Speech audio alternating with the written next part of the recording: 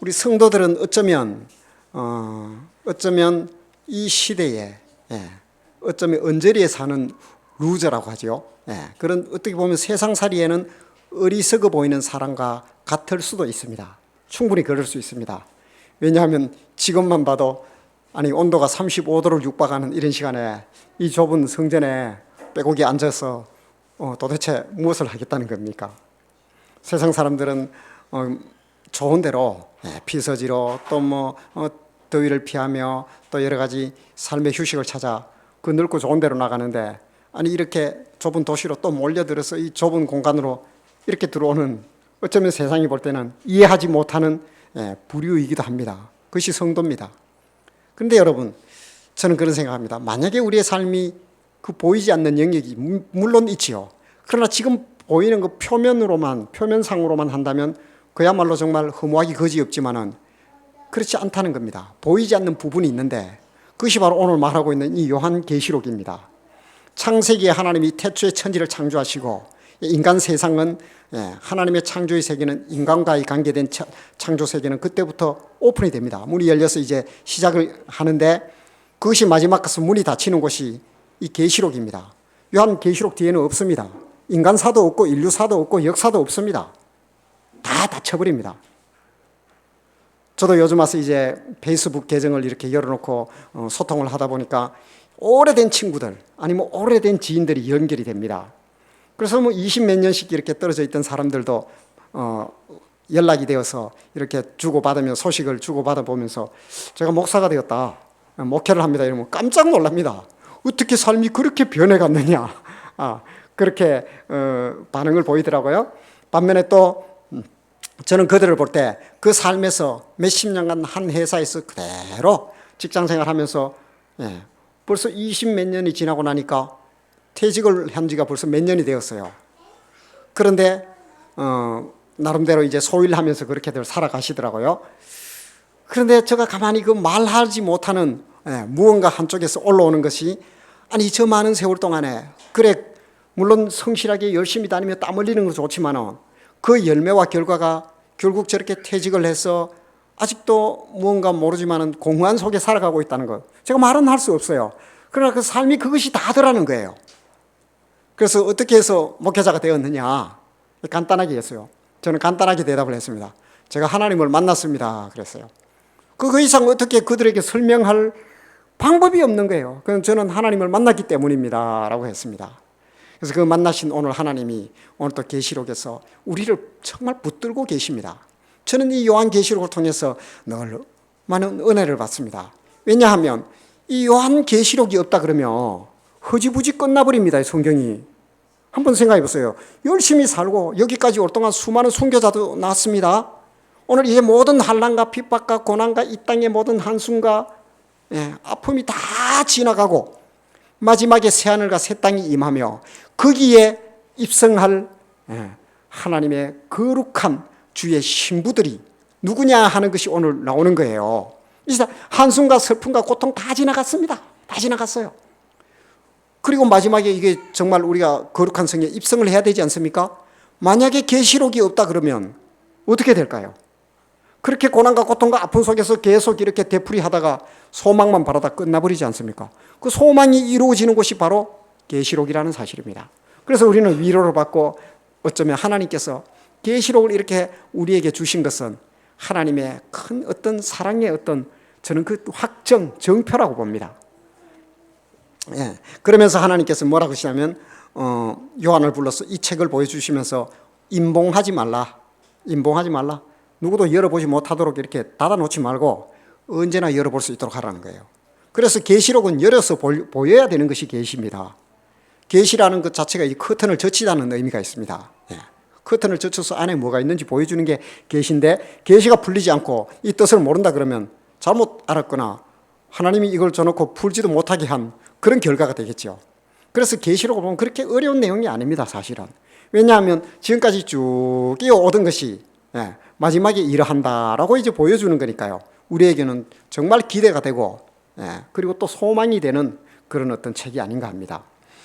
계시록엔 세 가지가 있습니다. 세 가지. 오시겠다. 그렇죠?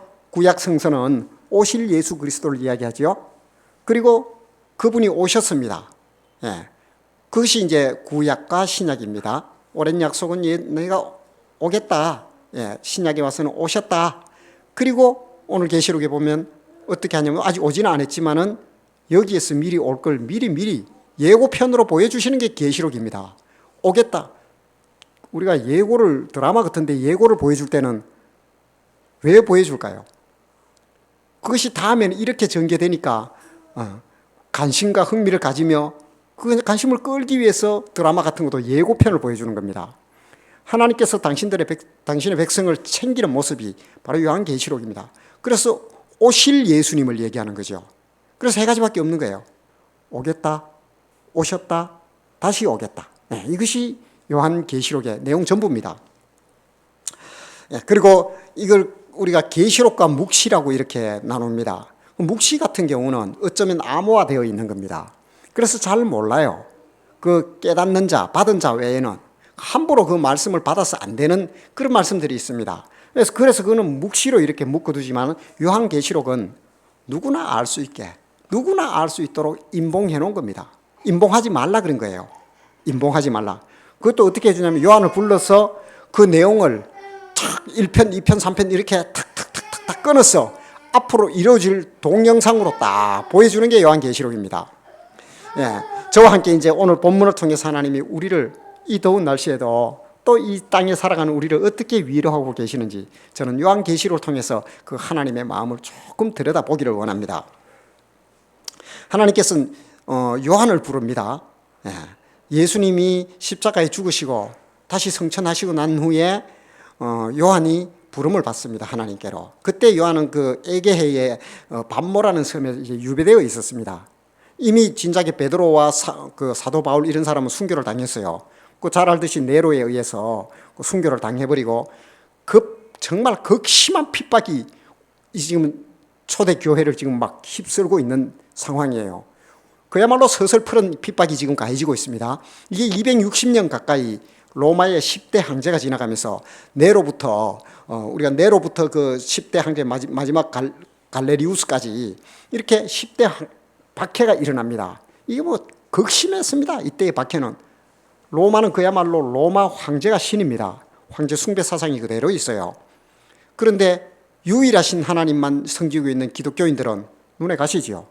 그러니까 자기가 미쳐버려가지고 네로가 불을 질러놓고 덮어씌울 데가 없으니까 기독교인들이 그랬다 해서 다 잡아내서 뭐 기독교인들은 기름을 짜서 자기 정원을 밝혔다고 하지 않습니까? 그 다음 이제 들어선 사람이 도미티아누스 이 황제예요. 그 사람이 이제 이때 한 50년 겨우 지났어요. 로마가 이제 극심한 박해를 할 때. 이때 되니까 가장 골치 아픈 일은 교회 안에 무슨 일이 생기냐면 주의 종들이 일타케치예요. 안 그렇겠습니까? 지금 봐 베드로와 사도 바울도 막 순교를 당해버리고 요한은 그 제자들이 막 그 차례차례 순교를 당하고 이런 상황이었어요. 그러니까 요한은 이제 잡혔는데 하나님께서 그 생명을 보호하신 거죠. 오늘 그것이 보입니다. 성경에서. 그래서 붙들어서 로마의 그 유배지였던 밤모섬이라는 곳에 에게해에 거기에 갖다 둔 거예요. 그래서 한 1년 반 정도 이제 있으면서 오늘 같이 주일이었던가 봐요. 네, 주일이었는데 그도 이제 마음에 이래 기도를 하면서 마음의 예배를 하나님께 드린 것 같아요. 그런데 어떤 환상 중에 하나님이 올라오라 하는 거예요. 요한을. 그 요한을 올라오라는 겁니다. 요한을 이렇게 데리고 하나님 나라를 보여주시는 겁니다. 그래 보여주시는데 그렇게 하신 이유가 있습니다. 그렇게 하신 이유가 오늘 이제 본문에서도 뒤에까지 우리가 이제 연결이 될 텐데요. 불러서 그를 요한일서 1장 9절에 보면 올라오라 해서 세 가지를 얘기합니다. 여기서도. 그 요한계시록도 들여다보면 세 가지밖에 없습니다. 기록하라고 그럽니다. 요한한테 기록하라는데 목적이 요한에게만 가르쳐 주려고 하는 것이 아니겠지요. 요한이 기록한다는 얘기는 이 땅의 극심한 박해 속에 있는 기독교인 하나님의 자녀들에게 위로와 평안을 주고 또 어떤 보정을 주시기 위함이겠지요. 걱정하지 말아라 하는 거겠지요. 지금 막 죽어나가는 거예요. 그냥 막 엄청난 순교자들이 지금 막 생기고 있는 거예요. 그런데 지금 한번 보세요. 로마의 10대 황제의 박해가 일어나는데 이거 뭐 만만한 시간이 없었습니다. 266년인가 그리 걸립니다. 그 기간 동안에 10명의 황제가 지나가면서 엄청난 순교자들이 나오는데 교회는 그야말로 막 쥐죽은 듯이 조용해지는 겁니다. 누가 그 로마 황제에게 그 버텨나 살겠어요. 그 중에서 가장 극심한 사람이 바로 목회자들이겠죠. 제일 먼저 죽입니다. 누가 어디서 그 카타콤 아시죠? 예, 카타콤 대림구유 이런데 땅 속에 들어가서 그 박해를 피해서 땅 속에 들어가는 겁니다. 땅을 파고 그 들어가서 그들이 대림구유라고 하죠. 그 안에 들어가서 평균 연령이 25세였습니다. 더 이상 살지도 못, 햇빛도 보지도 못하고 뭐 그렇게 그들이 살아갔어요. 그러다가 어떻게 정글을 하나 잡아서 물어봅니다. 어떻게 캐내가지고 어디냐? 해보면 그거 다 죽는 거예요. 그 모였던 그 지역은 다 죽는 거예요. 그 사람들은. 그런 어떤 박해가 지금 이어지고 있는데 이제 겨우 50년 지날까 말까 하고 있어요. 앞으로 200년이 남았어요. 200년이 남으니까 가장 급해진 건 누구일까요? 지금 주의 백성들이 얼마 안 남아있는 하나님의 백성들이 지금 다 막 꼼짝도 못하고 발발발 떨고 있는 거예요. 예? 그렇잖아요. 왜? 다 그냥 막 사자굴에 집어넣어버리고 원형 경기장에 던져서 검투사들의 그 막 전리품이 되게 만들어버리니까 이건 막 지금 막 교회가 지금 박살나게 생긴 거예요. 어찌 보면. 그러니까 가장 급한 분은 하나님인 거예요. 하나님은 급했던 거예요. 지금 앞으로 200년을 이 일을 더 지속을 해야 되는데 지금 주의 종들마저 꼼짝 못하고 있으니 일을 어떻게 했으면 좋겠어요. 그래서 요한을 부른 겁니다. 불러가지고 지금 보여주는 게 요한계시록이에요. 그럼 뭘 보여줬을까요?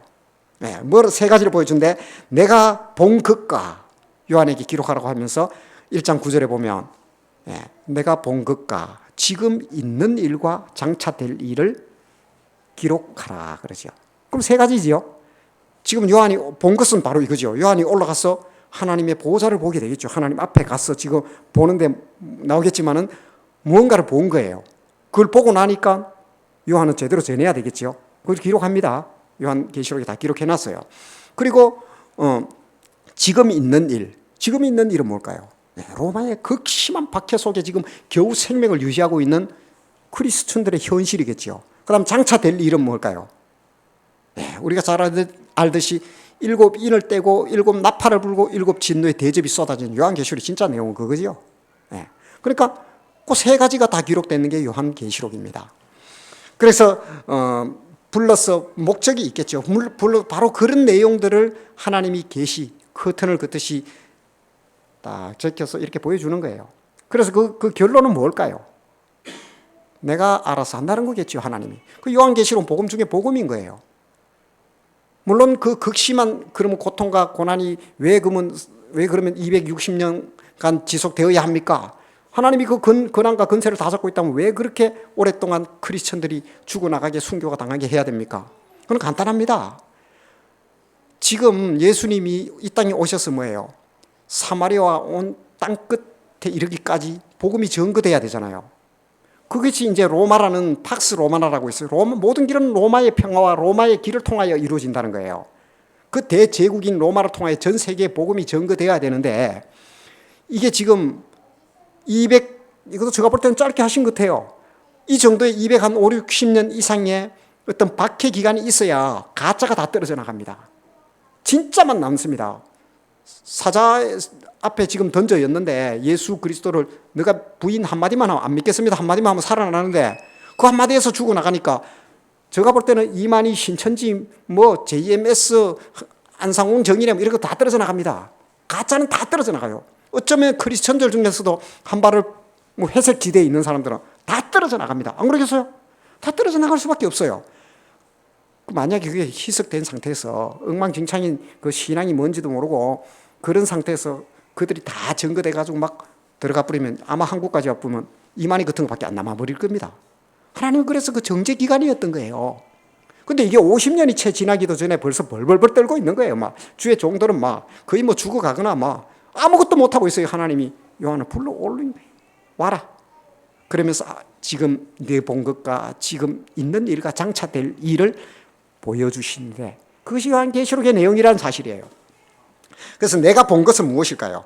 그것은 4장에 보면 정말 위험 있고 근위가 넘치는 하나님의 보좌 앞으로 올라갔는데 요한이 그냥 막 눈이 부셔 아무것도 못합니다.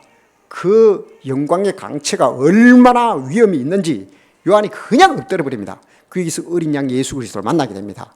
그런데 예수 그리스도를 만났는데 그 예수의 입에서는 좌우에 날선 금이 나오고 얼굴은 해가 힘있는 것 같이 비치는 그 예수님의 모습이 정말 위엄 있고 영광스러운 거예요.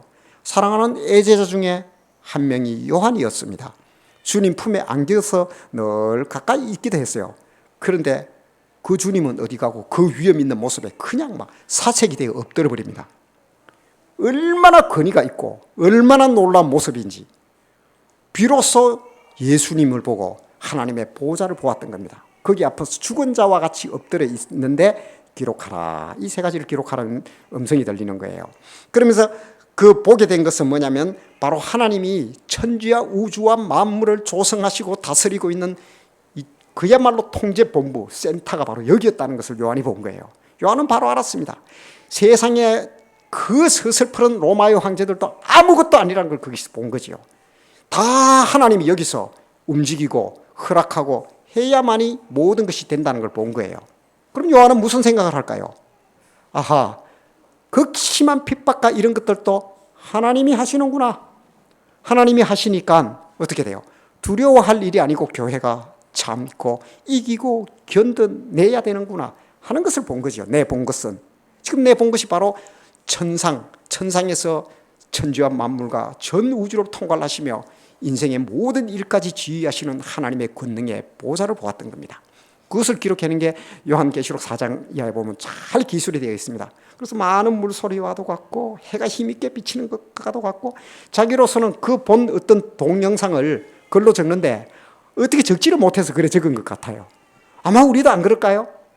뭐 가끔 천국 갔다 온 사람들이 말로 표현할 수 없다고 이야기를 하더라고요. 네, 그런 모습들이 바로 요한이 본 겁니다. 그것은 바로 하나님의 통제본부요 사령탑이었던 겁니다. 하나님의 허락 없이는 아무것도 안 되는 하나님의 절대 주권을 보았고 그것을 요한은 4장 이하의 기록을 분명히 해놓고 있습니다. 그리고 두 번째는 지금 있는 일이에요. 요한계시록에 지금 있는 일은 요한에게는 매우 중요하고 우리에게도 중요하겠죠. 왜냐하면 그것이 비유가 되어서 오늘 삶에 우리도 여전히 있는 삶의 모습이니까요. 그래서 아까 서두에 시작했듯이 우리는 어쩌면 인생에 루저일 수도 있어요. 어리석은 사람, 변두리에 사는 사람일 수도 있다는 거예요. 그 지금 있는 일이 어떤 일이냐면 로마의 지도관 박해인데 도미티아누스 황제 네로가 지나고 지금 도미티아누스 황제 때예요. 이때 아마 거의 뭐 최고의 거의 뭐 박해가 이게 아마 심했을 거예요. 그래서 이런 상황 속에서 이제 어떤 것을 보여주냐면 지금 있는 일이라는 게 천상에서 보니까 예수님의 모습을 봤는데 예수님이 7 금촛대라는 게 나와요. 7 금촛대 사이를 거니는데 옷은 흰 옷을 입고 거니시는데 이 옷이 줄줄줄 이렇게 끌리는데 그 위엄과 그 광채가 표현할 수 없을 정도로 위험스럽고 무서워서 요한이 엎드려 고개를 들지를 못해요. 그 예수님의 모습, 이 예수님이 권세와 능력과 권위와 이 모든 것을 갖고 계시다는 것을 그냥 말이 필요 없어요. 보는 순간 알아버린 거예요. 우리는 이거 뭐 그 해석도 나옵니다. 7 촛대가 있어요. 7 촛대. 7 금촛대는 7 교회를 얘기하는데 우리가 잘 알지요. 에베소, 에서버두, 사빌라 해서 7 교회가 있습니다. 그런데 이 교회가 거기서 신약 시대의 7 교회를 대표하는 모습이에요. 그래서 교회 너희들이 어떻게 살아야 된다. 걱정하지 말고 이 교회 사이를 예수님이 지금 촛대 사이를 거닐고 있다는 것은 교회를 운행하면서 다스리고 지키고 있다는 얘기죠. 요한은 그걸 바로 알았던 거예요. 그리고 또 뭐라 그러냐면 7 금촛대에 7 별이 있는데 그 별을 예수님이 오른팔로 잡고 있다는 거예요. 그것은 뭘까요? 그 해석이 다 나와 있어요. 성경에. 그것은 7 별은 7 교회의 사자들, 주의 종들이에요. 목회자들을 잡고 있는 지금 얘기했죠. 상황이 지금 땅의 상황이 어떻다고요? 도미티안이 막 급박한 이 극심한 박해를 가해서 지금 주의 종들이 막 제일 바다로 막 죽어나가는 이 막 벌벌 떨고 있는 거예요. 그러나 그럴지라도 누가 그들을 잡고 있다고요? 주의 종들을 바로 어린 양 예수 그리스도께서 잡고 계시다는 것을 요한이 본 거예요. 그래서 걱정하지 말라는 거예요. 그것이 바로 그가 본 겁니다. 이 예수님은 입에서는 좌우에 날선 금이 나오고 얼굴에는 해가 힘있게 비치는 요한으로서는 표현할 수 없는 권위와 능력을 얘기했던 겁니다. 그리고 가장 중요한 것이죠. 장차될 일. 이것은 아직 온 게 아닙니다. 이 앞에 거는 지나간 일들이에요. 요한이 보았고 그때 있었고. 그러나 장차될 일은 뭘까요? 그런데 이게 기가 막힌 게 장차될 일을 그야말로 썸네일과 같이 이 맛보기 우리가 이제 드라마 예고편과 같이 실제로 거기서 시뮬레이션을 다 한 거예요. 지금 요한계시록 안에서 시뮬레이션을 다 앞으로 이루어질 일들에 대해서 7인을 뗀단 말이에요. 하나, 둘, 셋, 넷, 다섯, 여섯 번째 떼니까 여섯 번째는 떼면 7나팔이 나와요. 그런 식으로 이제 하나하나 뗄 때마다 얼마나 하나님은 다정하게 우리에게 어떤 일이 이루어질 건지 다 보여주는 거예요. 미리 지금 그것을 우리는 다 보고 앞으로 올 세계를 준비하는 거죠. 그야말로 하나님이 우리를 얼마나 챙기시는 모습이에요, 이게. 그래서 장차 될 일이 이제 요한이 본 겁니다. 그런데 5장에서 어떤 상황이 묘사가 되냐면 요한이 웁니다. 울어요. 보좌 앞에 두루마리가 있는데 두루마리가 인봉이 되어 있는데 천하에 자기가 뭐 영적 경험으로 보았으니까요.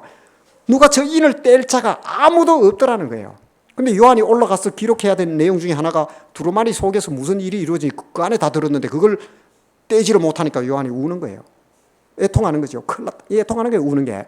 그래서 이를 어떻게 하면 좋아 하는데 다윗의 유대 나라에 그 유대 후손 중에 다윗의 후손 중에 이긴 자가 있다 그래. 이긴 자. 우리는 뭐 하도 이긴 자에 대해서 이제 노이로자가 그랬는데요. 이긴 자 하면 이만이라 그래가지고 저희들이 이긴 자는 예수 어린 양이지요. 예수 그리스도 이긴 자가 그가 있다. 그래서 그 인을 떼줍니다. 그리고 요한은 이제 애통함이 그치게 되죠. 그러면서 이제 요한계시록 6장부터는 6인을 떼고 마지막에 7째 인을 뗄 때 7나팔이 나오고 그것이 이제 뒤로 계속 쭉 이어집니다. 그 내용들이 이제 다 우리가 뭐 그렇게 어렵다 하는 뭐 무슨 말이 나오고 무슨 말이 나오고 무슨 말이 나오고 또 우박이 무슨 어떤 불들이 쏟아지고 그런 것들이 일어날 때 근데 그것이 이제 참 재밌는 게 한번 보세요. 요한계시록 속에서 앞으로 일어날 일들을 다 보여주셔요. 한말 때 샘플링으로 그것을 한번 돌려본 거예요. 리서치 이걸 미리 예고편으로 싹 돌려보고 본편은 아주 오지 않았어요. 그래서 요한계시록이 복음이에요. 정말 복음이죠. 이걸 만약에 가르쳐주지 않았더라면 앞으로 우리는 어떻게 준비할까요? 그래서 사실은 이 시대를 살아가는 성도는 시대의 루즈가 아니라 제가 볼 때는 이 시대를 리드하는 그야말로 진짜 리드자입니다. 알고 그것을 축구 게임 한데 어떻게 되는지 미리 다 봤어요. 누가 이기고 어떻게 몇 대 몇으로 이기는지 다 봤어요. 그렇게 살아가는 게 성도들이에요. 따놓은 당상이라는 거예요. 그래서 그런 부분에 대해서는 변함없이 그대로 될 거니까요. 그래서 그런 장차 있을 일 이런 것들을 이제 요한은 보게 됩니다. 그러면서 이제 아마 요한은 그 내용들을 내려와서 기록하면서 그 극심한 박해 속에 있는 그 교회와 성도들에게 이 소식을 전했을 겁니다. 그것이 전해져서 오늘까지 이렇게 우리 손에까지 와 있고 우리 역시 지금 이 성경을 보고 있지 않습니까? 그런데 오늘 본문의 배경은 뭐냐면 이런 어떤 아직 이루어지지는 않았습니다. 저는 그래도 이 더운 날씨에 또 아니면 우리가 어쩌면 신앙생활을 살아가는 어쩌면 철로 역정과 같은 삶을 살아가는 우리 성도들의 삶에 오아시스와 같은 그 기쁨이 궁극적인 기쁨이 무엇일까? 저도 그걸 한번 생각해 보면서 그래 이거다. 그것은 요한계시록의 새하늘과 새 땅이 아닐까? 이거야말로 궁극적인 우리의 소망이요 하나님이 성도에게 주시는 놀라운 선물이니까 그래 나 오늘 이번 주에는 이것으로 우리 성도들과 소망의 비전을 가져야 되겠다. 그래 생각하면서 제가 한 주간 은혜 가운데 있었습니다. 지금 다 눈물과 한숨과 고통과 아픔이 다 지나고 난 후에 7 진노의 대접까지 쏟아지고 난 후입니다. 다 끝나고 이 땅의 역사는 끝났습니다. 하나님이 신랑이 신부에게 선물을 주듯이 새하늘과 새 땅 거룩한 성을 선물로 주는 모습이 오늘 본문입니다. 이곳에 그러면서 이 땅에 거룩한 성이 내려옵니다. 이 거룩한 성이 내려오는데 이곳에 합당한 신부는 누구인가? 라고 하는 겁니다. 그래서 우리는 그 준비된 삶을 그렇게 살아버리면 그 땅의 주인이 되는 겁니다. 우리 그렇게 되라고 숨기지 말고 임봉하지도 말라고 하셨던 겁니다. 먼저 요한이 보았던 천국의 모습은 이러합니다. 이건 요한계시록에 있는 내용 그대로니까요. 하나님의 보좌가 그 중앙에 있습니다. 그 새하늘과 새 땅 그 거룩한 성이라 그럽니다. 그 거룩한 성의 중앙에 하나님의 보좌가 있는데 거기에서 빛이 나오는데 해와 달이 쓸데없답니다. 그러니까 거기 보좌가 계시니까 늘 낮이지요. 거기서 빛이 나오니까요. 그리고 보좌로부터 물이 흘러내려오는데 그 물이 강을 이루고 내려옵니다. 그 물이 흘러내려 그게 에스겔서 47장 에스겔서에 나오는 그 강이라고 보시면 됩니다. 그런 어떤 생명의 강이 이렇게 흘러내려오는데 거기 강에 그것이 생명수라는 거예요. 그 생명수가 있는데 그 생명수가 있는 그 강가에 가로수가 서 있습니다. 그 가로수는 에덴 동산에서 감추어졌던 생명나무였어요. 그 생명나무가 있는데 각 달마다 다른 열매를 맺는데요. 매월 열매를 다른 걸 맺어요. 반드시 우리는 그 생명수를 먹게 되고, 이거 나옵니다, 오늘도. 그 주의 거룩한 신부들에게 하나님께서 생명수를 마시게 하고 생명의 열매를 반드시 먹게 하신다는 겁니다. 그 후에 우리에게 주는 것은 영원한 생명. 그것은 하나님과의 깊은 사랑 속에서 영원한 생명을 얻게 된다는 영생, 신의 성품에 참여하는 삶으로 우리를 위하여 준비하고 있다는, 이것이 천국입니다. 계시록에서 그냥 보여준. 그런데 저도 그런 생각을 했어요. 아니, 성경을 22장에서, 요한계시록에서 22장에서 끝내지 마시고 한 두세 장 더 적어가지고 천국은 이루 말할 수 없는 곳이고 아름다운 곳이며 우리의 지각 능력으로 좀 이해할 수 있도록 한 두세 장 정도 더 기록했으면 좋았을 텐데 왜 안 했을까? 그런 생각을 해봤습니다. 그런데 곧 답을 얻었습니다. 저도 모르고 싶더라고요. 왜냐하면 이 서프라이즈예요, 이게. 정말 우리가 좋은 선물을, 내가 사랑하는 사람에게 선물을 주는데 그 선물을 들고 와서 이게 뭐다 하면서 싸서 줍니까? 그렇게 선물 주는 사람은 없지요. 그건 선물이 아니에요. 이미 기쁨을 다 받았는데 포장지 때문에 그 안에 뭐가 들었는지 다 아는데 뭐. 그 무슨 선물에 기대가 있겠어요. 바로 그겁니다. 천국은 하나님이 감추어 두신 거예요. 하나님이 감출 정도예요. 그러면 얼마나 아름다울까요? 저는 그 기대를 가지고 있기로 했습니다. 그렇게 별로 훔쳐보지 않기로 했어요. 여기서 보여주는 대로 다만 그렇게 아름다운 곳이다. 12 진주문이 있고 항상 열려 있대요. 항상 열려 있고 너무너무 아름다운 곳이라는 것. 뭐 하나님이 그 신랑이 신부를 위하여 예비한 것, 그 이상 표현을 안 씁니다. 뭐 저는 그대로 믿습니다. 그때 가서 확인할 겁니다. 우리 성도님들도 그때 가서 확인하시기 바랍니다. 꼭 확인하시고 생명수를 먹고 각기 달마다 다르게 달리는 그 생명의 열매를 꼭 먹길 바랍니다. 그리고 그 거룩한 성은 그야말로 신부가 되는 우리 성도들에게는 궁극적인 기쁨과 소망과 기대가 머무는 곳이 아니겠습니까? 그리고 22장 11절에 보면 그 요한에게 이 말씀을 이렇게 지금까지 뭐예요? 자, 올라오라 해서 보여준 거 있죠. 그 보여준 것을 임봉하지 말라. 숨겨두지 말라고 합니다. 숨겨두지 말라. 숨겨도 누구도 모르게 요한계시록 내만 알았다면서 내가 비밀을 깨달았다면서 강의하고 거의 가짜일 경우가 대반입니다. 왜냐하면 하나님이 우리한테 임봉하지 말라 하면서 알아듣지도 못하게 할 것도 임봉하라 하지 왜 임봉하지 말라고 했겠어요. 그래서 심오하게 내가 요한계시록을 깨달았다면서 요한계시록에 대해서 이렇게 강의하는 거 들어보면 그 대부분 비약적인 비유에도해요.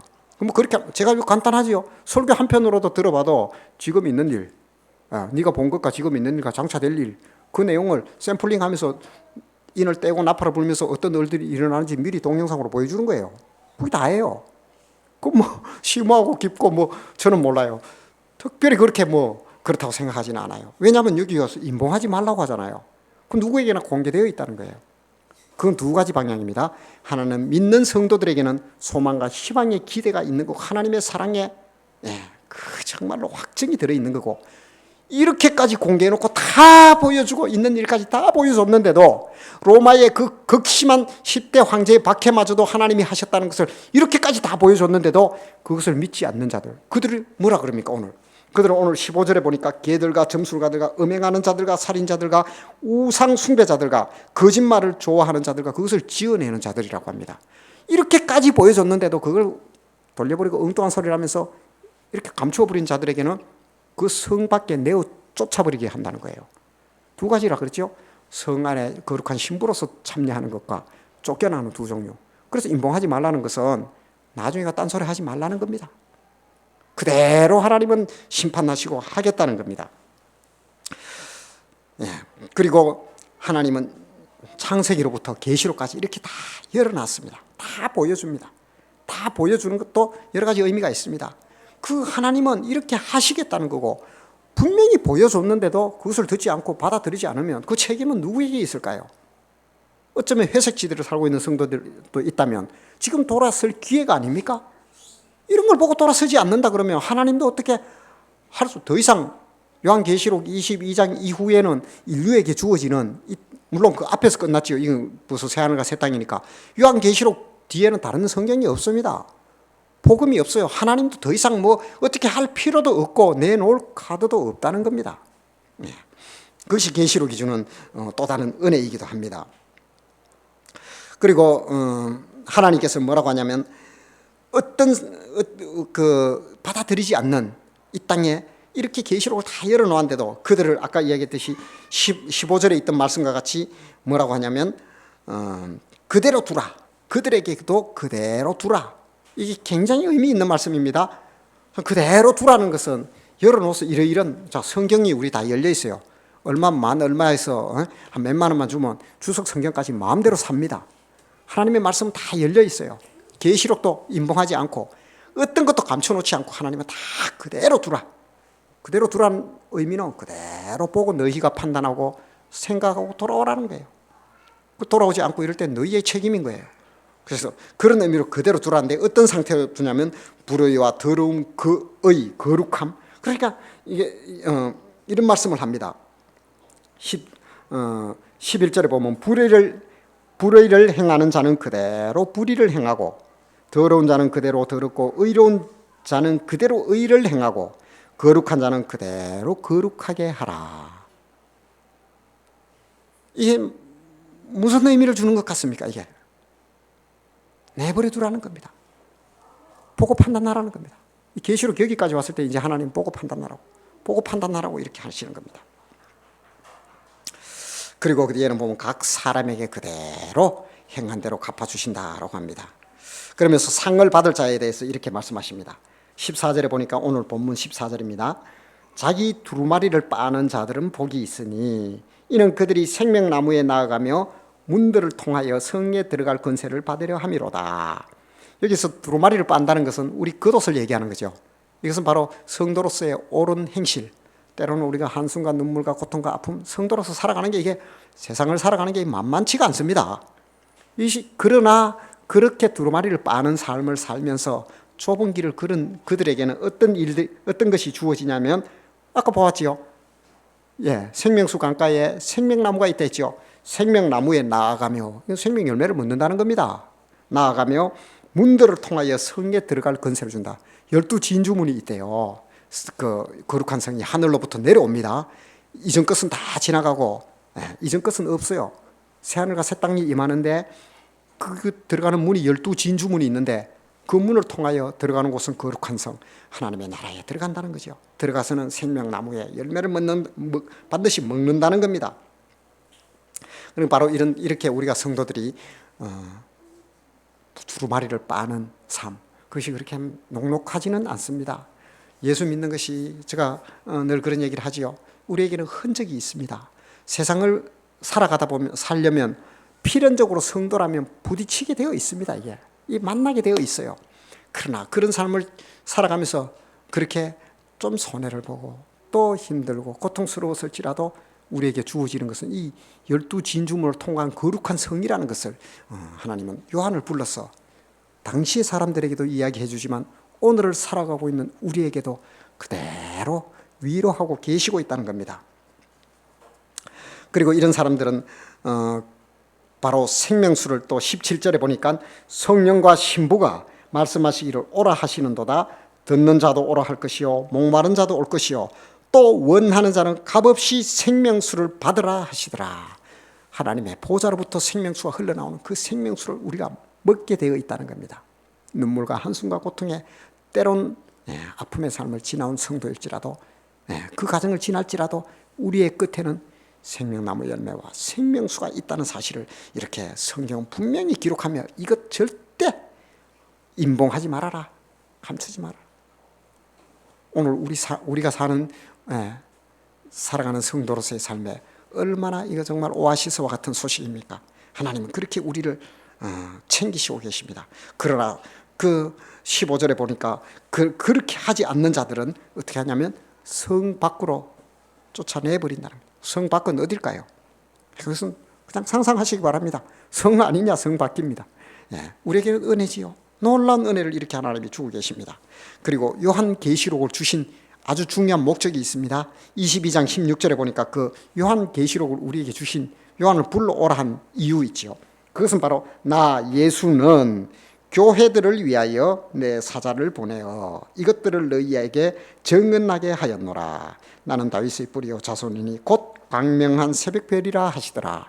예수님이 주권적으로 요한을 불러가 올려서 이걸 다 보여주는 것은 교회들을 위하여. 오늘 교회는 누굽니까? 예수 그리스도를 주인 삼아 내 몸이 주의 성전이지요. 바로 나를, 오늘 살고 있는 우리를 위로하시기 위하여 요한을 불러서 이 오래전에 이 계시록을 통하여 이루어질 세상과 있는 일들과 이런 것들을 보여주셨다는 겁니다. 분명히 기억해야 될 것이 있습니다. 그 시기에 세상은 지금은 도래하지 않았습니다. 그러나 분명히 그것이 이루어진다는 걸 확정적으로 바로 계시를 통해서 하나하나 다 보여주셨던 겁니다. 그것은 바로 하나님이 우리를 사랑하는 그 사랑의 표현이었던 겁니다. 성도 여러분, 하나님이 우리를 사랑하는 그 사랑의 크기를 우리는 계측할 수 있을까요? 아마 굳이 계측한다면 바로 요한계시록처럼 이걸 다 보여주는 게 아니겠습니까? 또 하나가 있습니다. 그것은 바로 나를 사랑하시는 우리 성도님들 한 명 한 명, 나를 사랑하시는 하나님의 그 사랑의 크기는 바로 예수 그리스도입니다. 예수 그리스도와 나를 맞바꾸어 버렸지 않습니까? 이것이 나를 사랑하시는 하나님의 사랑의 크기입니다. 그 사랑을 우리는 몽땅 지금 받고 살아가는 정말 소중한 존재라는 사실입니다. 그렇다면 그런 소중한 삶을 우리가 살아내야 되지 않겠습니까? 때론 힘들고 고통스럽고 내 마음대로 되지 않고 그러할지라도 분명히 기억하십시오. 우리는 이 삶을 반드시 통과해야 됩니다. 왜냐하면 7 금초대와 7 별을 잡고 있는 분은 바로 예수 그리스도였던 겁니다. 요한이 보았던 그 보좌에서는 이 세상과 천지와 만물을 통치하시고 역사를 주관하시는 분이 하나님이었다는 겁니다. 그 주권에 주제가 있다면 성도를 보호하시는 하나님의 목적이 있는 겁니다. 나를 사랑하사 나를 위하여 십자가를 지신 예수 그리스도, 다 일치합니다. 이것이 바로 오늘 나를 사랑하고 있는 하나님의 사랑의 표현입니다. 지금 그것이 교회로 나타나고 있고 지금 이 자리에 모여서 우리가 걸어가신 살아계신 하나님께 예배를 드리고 있지 않습니까? 이것이 보이는 하나님의 사랑입니다. 계시록 22장 때에는 더 이상 이 땅의 이야기와 미래는 없습니다. 거룩한 성, 새하늘과 새 땅, 흰옷 입은 주의 백성과 신랑 되신 예수님이 계시는 저 천국밖에 없습니다.